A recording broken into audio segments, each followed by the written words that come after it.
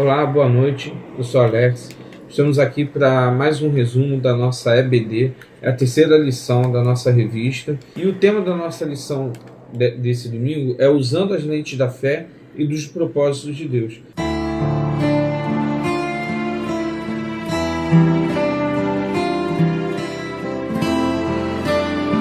Eu queria trabalhar em cima de dois conceitos abordados nessa lição, que é a cosmovisão e propósitos. Você sabe o que é cosmovisão? Cosmovisão é um conceito que está inserido no nosso dia a dia, mas muitos de nós não percebemos. Mas todos nós temos esse conceito.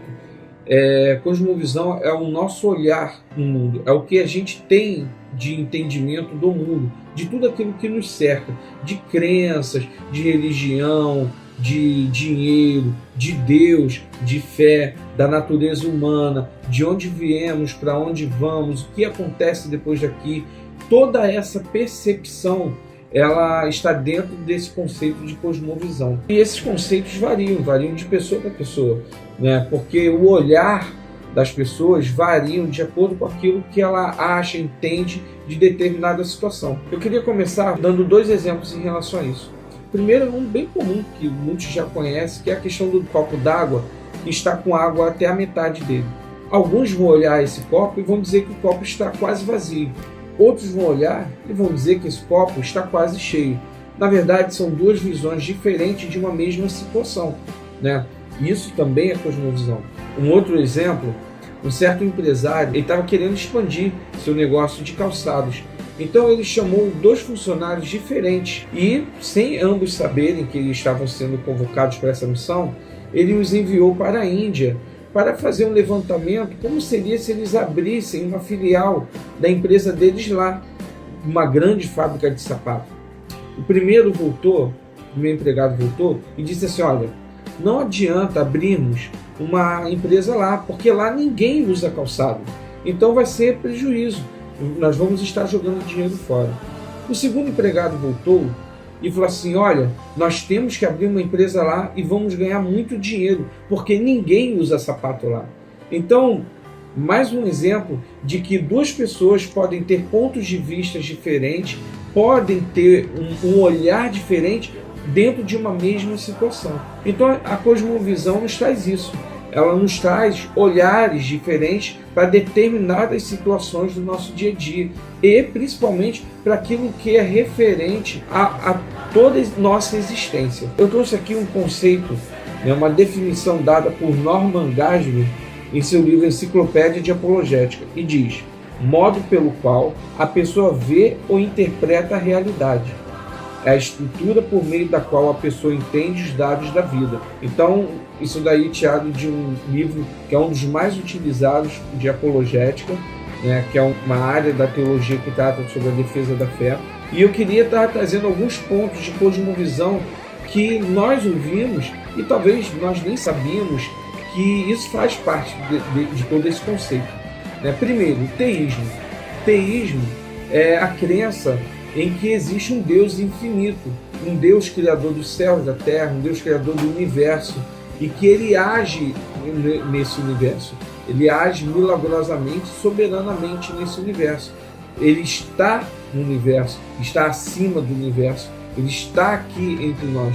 Então o teísmo é um conceito de cosmovisão defendido por nós cristãos, por exemplo. Existe também o deísmo, que acredita que existe um Deus que criou a Terra, criou todo o universo, mas ele não está aqui no universo. Ele criou e está fora do universo. E todo o universo funciona sem a ação sobrenatural desse Deus. Existe também o ateísmo. O ateísmo acredita que não existe um Deus, não existe algo infinito ou algum ser supremo que esteja no comando ou que tenha sido criador do universo, visto que eles acreditam que o próprio universo ou a própria existência é autossuficiente para qualquer coisa. E existe também o politeísmo, é a crença onde existem vários deuses, e esses deuses eles agiram na formação do universo, agem no dia a dia das pessoas. Isso é um conceito que era bem impregnado na Grécia e na Roma Antiga. E eu queria também agora trazer uma diferença, a gente tratar um pouco da diferença dessas perspectivas, desses olhares de mundo, que é um confronto, um antagonismo entre a cosmovisão secular e a cosmovisão cristã. Por exemplo, um exemplo prático aqui que está no nosso dia a dia, e isso daí nós estudamos desde pequeno, seja no secular ou seja dentro da igreja, a questão da criação do homem, ou a criação dos seres de uma forma geral. Enquanto a Bíblia, na cosmovisão cristã, ela afirma que o homem e todo o universo e toda a terra, como está dizendo lá em Gênesis, foi criada por Deus. Já a cosmovisão secular vai me dizer que tudo teve sua origem em um determinado ponto, em uma determinada coisa, né? A gente tem aí confrontando duas teorias: teoria do criacionismo, né, defendida por nós cristãos, e a teoria do evolucionismo, né, onde tem seu maior ícone Charles Darwin. Então nós temos aí duas visões também diferentes, e isso nos mostra que no dia a dia nós temos muito conflito entre a nossa cosmovisão, ou seja, aquilo que nós entendemos de mundo, segundo a Bíblia. Primeiro porque a Bíblia diz que nós somos sal e nós somos luz. Então nós temos que nos sobressair em relação a um monte de coisas. Agora, quando a gente pega alguns conceitos do secular, a gente começa a ver várias divergências. Por exemplo, se a gente deixar nossos filhos serem educados pela televisão, eles vão desaprender tudo aquilo que nós queremos e ensinamos para eles no dia a dia. Porque tudo no mundo parece muito permissivo, tudo parece muito normal, tudo parece muito legal, enquanto a Bíblia nos diz que nós temos que fazer a diferença, nós temos que transformar a nossa mente, né? Temos que sofrer a metanoia, transformação total da nossa mente, da nossa capacidade de raciocínio. E isso nos traz uma visão diferente. E agora eu queria também estar relatando algo que eu achei bem interessante, né? Um livro de John Stott, que o título é Por que eu sou cristão? E ele lançou esse livro e ele comenta um pouco da sua vida, como ele se transformou em cristão, como foi a atuação de Cristo na vida dele.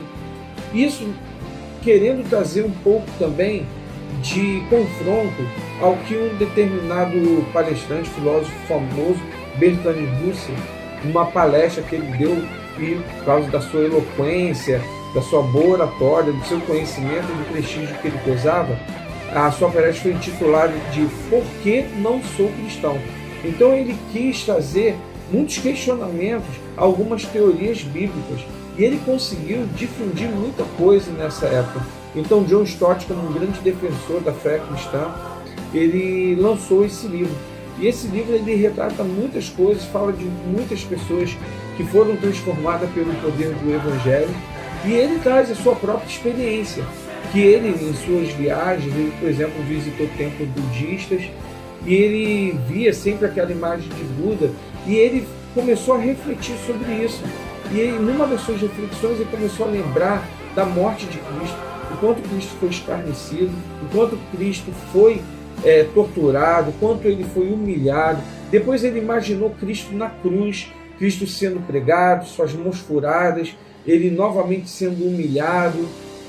E ele imaginou, e ele pensou, e ele confirmou em seu coração que era por causa disso, por causa desse amor de Deus, que enviou seu próprio filho para morrer na cruz por ele, que ele decidiu ser um cristão. Então nós temos que ter nossa visão de mundo pautada e baseada naquilo que Deus tem reservado para nós. E quando a gente fala naquilo que Deus tem reservado para nós, a gente começa a pensar na questão de propósitos. Qual o nosso propósito? Qual o propósito que nós temos de Deus? Qual o propósito da nossa vida? Nada é por acaso. Nós não nascemos por acaso. Nós não estamos aqui por acaso. Você não está assistindo esse vídeo agora por acaso. Tudo tem um propósito. E esse propósito ele foi feito, foi planejado, foi tudo feito minuciosamente, detalhadamente, feito por Deus. Então, se você está aqui nesse momento assistindo esse vídeo, é porque Deus permitiu que você estivesse. Na verdade, nossa vida aqui na Terra, ela tem um propósito. Então, nós temos que entender qual é o propósito de Deus na nossa vida. Às vezes, a gente fica em vários questionamentos sem entender e questionamos tudo, mas só que sabemos que tudo faz parte do plano de Deus para a nossa vida. A morte de Cristo na cruz faz parte desse plano de Deus para a nossa vida, né? O plano da redenção. Então isso está dentro daquilo que é o propósito. Uma das definições de propósito é intenção, projeto, desígnio. Aquilo que se busca alcançar, objetivo, finalidade, intuito. E um livro que é um dos mais famosos, considerado um best-seller, um livro bastante vendido em todo o mundo, que é um livro de Rick Warren, que é Uma Vida com Propósito. Ele define propósito assim: o propósito de sua vida é muito maior que sua realização pessoal, sua paz de espírito ou mesmo sua felicidade. É muito maior que sua família, sua carreira ou mesmo seus mais ambiciosos sonhos e aspirações. Porque esse propósito ele é maior que tudo isso, porque ele é aquilo que Deus planejou para a sua vida. A lição está dando o exemplo de José. José, ele entendeu qual era o propósito dele, ele teve uma visão de mundo diferente dos seus irmãos. Ele entendia que Deus tinha um propósito diferente para a sua vida. José, ele começou a ser perseguido por seus irmãos, foi jogado num poço, depois foi retirado do poço, foi vendido como escravo. José, depois de pensar que tudo estava se caminhando bem, ele foi preso. E todos nós conhecemos essa história e vamos estudar detalhadamente na lição. Mas nós sabemos que no final de tudo, Deus tinha um propósito na vida de José e José confiou nesse propósito. José conseguiu ter uma visão de mundo baseada e pautada em sua fé em Deus. Então, com isso, ele pôde trazer a salvação para a sua família. Ele pôde estar ali acolhendo a sua família no período que mais precisou. Então, que nós venhamos, através dessa lição, estar aprendendo a ver o nosso dia a dia, o nosso cotidiano, tudo aquilo que está ao nosso redor, ver com um olhar diferente, com uma cosmovisão cristã, entendendo e aceitando aquilo que Deus tem reservado para nós, que são os seus propósitos, e que entendamos o principal, que aquilo que Ele tem reservado para nós, aquilo que Ele tem feito, o que Ele tem desejado, o que Ele tem sonhado, o que Ele tem planejado, é sempre o melhor e sempre vai ser o melhor para nós, porque Ele tem nos tomado, Ele tem nos guardado. Assim como a lição passada, nós falamos sobre a nossa luta diária, nossa correria, nosso corre-corre, e às vezes nós esquecemos de Deus, porque nós pensamos muito no amanhã, pensamos nas nossas dificuldades. Em Mateus 6, nós lembramos que Ele disse para nós ficarmos sossegados, porque Ele cuida dos pássaros, Ele cuida dos lírios. Se Ele cuida desses, Ele não vai cuidar de nós, Ele está cuidando de nós, porque esse é o propósito dele. Ele tem um propósito na minha vida e na sua vida, que nós possamos estar entendendo esse propósito e estarmos caminhando junto para o reino dos céus. Amém? Espero que vocês tenham gostado e espero e aguardo todos vocês domingo de 8 às 9 horas na EBD, na Advil.